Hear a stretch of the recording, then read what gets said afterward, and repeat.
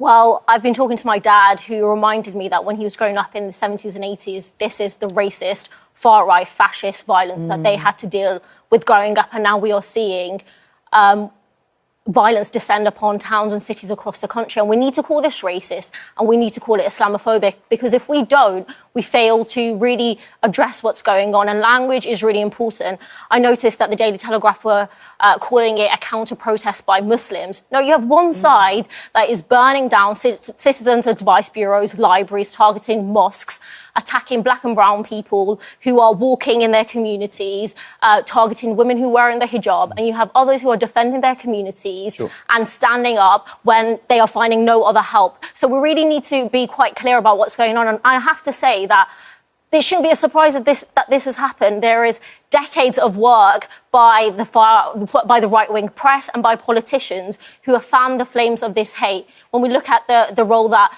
media outlets like GB News has played, that the Daily Mail has played. Well, hang on, what has my newspaper done? What has my newspaper done? So if we look at the front pages of the Daily Mail, and if we look at the language that has been used by outlets like the Daily Mail, and as well as Can you give me an example? Can you give me an example? I can give you a number of examples. Come on, give me one when now. the language around refugees let's have one now. and Muslims Let's have one now. Dehumanising. So see, what I'm saying is there are politicians. Do you have and an example? There are politicians and there are journalists who have played an active role in fanning the flames of hate and division, and we are seeing that play out. Just pause for a second, because you did specifically mention the Daily Mail.